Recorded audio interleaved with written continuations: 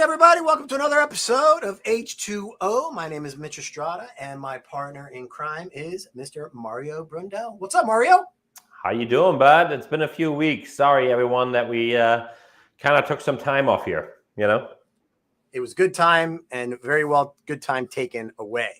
Yes. So, as you know, I was over in Europe for the last 3 weeks. I went, stayed at the Costa Brava for about 2 weeks. Also able to visit Germany, visited France, and I also stopped and stayed over in Barcelona, which was actually interesting because the Freight Tech convention is in Barcelona this year. So let me tell you a little bit about Barcelona. It is hot, too many people, and if you have money in your pockets, be careful because it is like capital of the pickpocketing world. Yes. So it is incredible the way that people really do a pickpocket there. And I remember being there in '92, and it was completely different. When the Expo got there and really changed Barcelona, it was really beautiful. But now it's graffiti everywhere. But other than that, it was great. It was a great trip, and I'm glad to be back. So glad. Good to have you back, buddy. So much to talk about, Mario. Let's talk about a topic that is very close to me. I know you and I have gone back way over a year now. Let's talk about these ocean freight rates. A lot of the stabilizing rates. Just a little bit of an update. Asia to West Coast is paying about $6,500, $6,600. This is 64% less than it was this year during the same time. So the rates, are they coming down? Will they stay down? I personally don't know. I don't think so. And then also from Asia to the East Coast, it's down 47% year over year to about 10,300 for an FEU. You're on the forwarding side. I mean, are your clients happy? I mean, are you seeing now more of an increase of quotes going out? Is the market becoming more competitive? Yeah. Well, for me, I still don't know how much of this was related by the slowdown in China, right? So that's still a big question. My customers are extremely happy. They feel like these are numbers that are, even though they're high, they're somewhat reasonable, right? Because if you break it down on a per cost or per ton or per unit basis, it's not as crazy as it used to be, So a lot of my customers are really, really happy about that. But then in addition to that, I think that the carriers finally realize they can't play the COVID card anymore. They can't say, everything is so busy, we just have to raise the prices and so on. And I also think that political entities, in the US and other countries are really trying to bring down inflation as much as they can. And they know that supply chain, the increases of supply chain was the biggest driver in the inflation. And I think a lot more government bodies now looking at it very, very closely and saying, hey guys, even the president said that, I think 6 weeks ago in a speech, that there was $190 billion worth of profits. And guess what? None of them were at American companies because the US doesn't really have large US carriers anymore.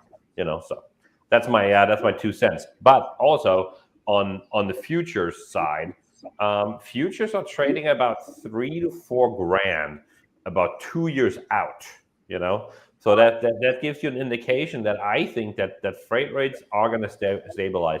I think we're never going to see a $1,500 again, but I think we're going to see $3,000 to $5,000 in the long term, It's interesting. Now, with the probe from the FMC and some other agencies to these steamship lines, these container carriers, figuring out the pricing. What are they to explain now? There's no excuse. Not only that, but keep in mind, Mario, that remember during the pandemic too, charters were huge.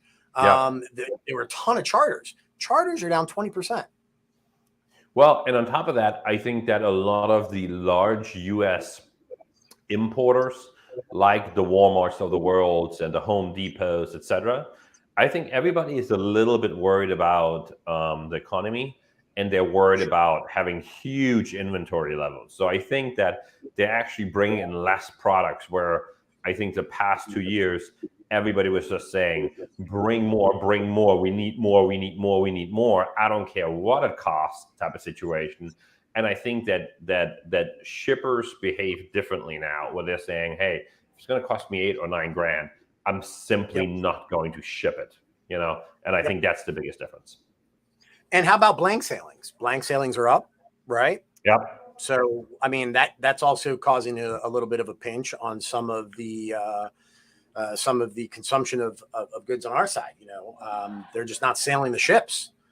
I think there's a lot of people started to question and cut back. A lot of people have been cutting back their shipping. But I don't know if anyone has noticed as well, but fuel, at least I just got back to the US after nearly a month, and fuel's down. I mean, I know I've been missing things. I saw that at the gas tank here in Chicago, we're down to 4 and some change. I think when I left, it was well 6. In California we're still around 6, but I guess it's better than 7. You know what I'm saying? So what's interesting. What's interesting, Mario, is the fuel in Europe. When you start to calculate it and break it down, I mean, they're paying like $10 a gallon, $11 a gallon. But to be honest, so my brother just came into town from Europe, and I just had a conversation with him about this last night. The funny part was, because he used to live in the US as well, and the difference, though, the gap used to be about 5 to 6 times comparing to the US. So if it was, let's say, on an equivalent, right? If it was $3 a gallon here, the per gallon equivalent was like 12 or 13. Yeah. Where now this gap is only, it's only about 40% less, at least if you compare it to California. So sure. Which is still crazy. But you're that stepchild that nobody really wants to, right. You're theirs. Yeah. It's just so darn expensive. But what's funny too in Europe was, food was very inexpensive. Was very, very inexpensive compared to back home. I went last night to a restaurant. With jet lag, we were all exhausted, and we decided to just say, forget it. Let's just go out and eat. I think I paid $22 for a hamburger at a local restaurant. I don't understand it. When I was there in Europe, and I believe I was in a pretty nice area, food was very inexpensive, amazing quality. You could tell the difference. And the funny part with the exchange rate is actually very affordable to go now, right? I was very affordable. Almost 1-to-1. I think yesterday it was $1 was €1.02, right? When it used to be 120, 130. So it's been good. It was funny because I budgeted a certain amount for food, and I only reached a third of that budget. And we ate in really nice restaurants. Yeah. And the food quality, I'm sorry, but the food quality in the United States is shit. It is horrible. The amount of preservatives. Depends on where you go. Okay. True. Let's talk about the restaurants, right? So when you go to restaurants here, it just seems like it's just a lot of processed foods. Over there, things were just natural. I ate the same amount. I lost weight. I feel better.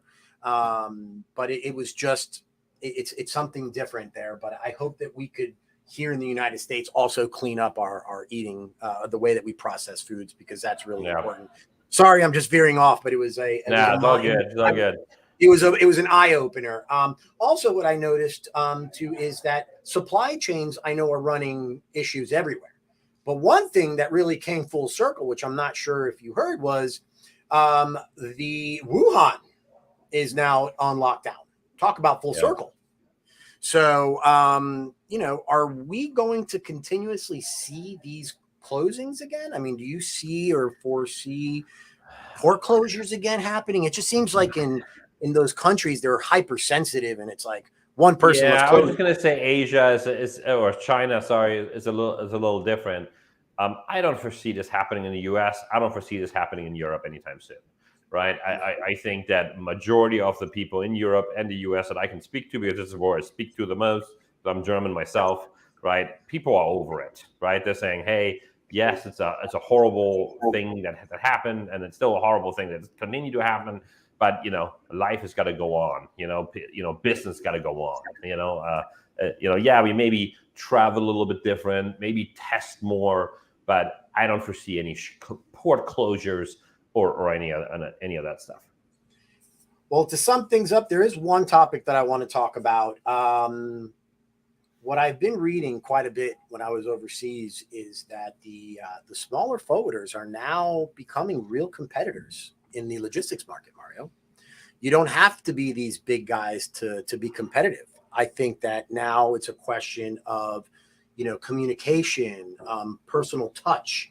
You're seeing this more and more, which is astonishing because you have a lot of these huge multinationals that are just going and speaking at these events and, becoming their best salespeople, and it's hurrah, but the services are still being questioned. And now the mids to smaller size forwarders are becoming real competitors, which is so exciting to see that. I love it. The playing field is now becoming more level. So I see a bit of I think some of these larger companies are going to start cutting people because they're not going to them just for their name now. Some of these small to mid-sized forwarders are really stepping up, and I see it more and more, just like this freight tech that's happening in Barcelona with the small guys, that personal touch. It's excellent to see. Are you seeing that same thing? Yeah, absolutely. And especially in Spain. I mean, we have many agents that we deal with, but I want to say the average freight forwarder that we use in Spain has maybe 8 to 10 employees, something like that. So I think that it's very closely knitted industry in Spain and a lot of the Southern European countries, where I think like a Kuehne+Nagel or Panalpina or whatever, like one of these larger companies, really having a tough time getting into that local market, where in Asia, I think it's very different. The big forwarders been there for decades and they're trying to get in. And the smaller forwarders are not as present. However, here in the US, I actually see that a lot of business being awarded to companies you don't really particularly heard of before, Right. which, I read a big article a couple of weeks ago about a couple of e-commerce startups, that said, hey, we awarded our contract to ABC Freight or something like that, right? And I'm like, I had to actually Google them because I've never heard of them. And they were like a medium-sized forwarder. And I think I love it that people don't always go to the obvious choice, to the big ones, that they actually are going to the little guys and saying, hey, what can you offer? And many times they realize, I think during COVID, I think a lot of the small forwarders reinvested with PPP money and other things. They reinvested in software, and they're shooting out of the gate now where things are opening up and going back to normal, So I think the big boys are going to have to do some legwork, especially on customer service, and that's why most of the customers are booking with us is because of simply customer service, right? They can call us and get something quickly done. Same thing with you, right? I completely agree. I'm a small guy. I compete a lot of the big ones. I'm starting to get a lot of that business, quite a bit of it, because I'm starting to see that there's too much red tape. I think the bigger you are, the more red tape, and they don't have that personal touch. And I'm so excited to finally see that the middle guys are finally coming. There's also the other coin with what's going on here with inflation and stuff. With certain companies that I'm sure you've seen a lot of them go under, because they've just over committed. But it's exciting, Mario, and I'm super excited for you and your company as well. It's just so good to see the small guy or the medium guy finally come play with the big boys. So, all your big names don't mean anything. So if you're out there, make sure you do your due diligence. Don't worry about the size. A lot of these mid companies that don't have their own offices overseas are actually better to work with because they have great relationships with agents. It's just a better fit. And I just think that customer service is key. And we've lost that on the bigger ones, and the middle to smaller guys have really capitalized. So thumbs up, excellent stuff happening in our industry. I'm excited. There's a lot more that we want to talk about, but I know we try to keep them, pretty short and quick and sweet. So I guess we could talk about next week a couple of other things. I know there's so much going on and there's so much to catch up on since we haven't especially been on the around for truck last side, week. right? I mean, that's a big thing that I want to talk to you about next week is truckers, blocking ports and so on the West Coast here. So a lot of things happening I want to talk about, So I love it. Let's do domestic transportation next week, Mario. Thank you so all right, much again. sounds good. So good to see you again. Good to Take see care, you, and we'll bud. see you guys See ya. next week. You got it. All right, Bye-bye. see ya.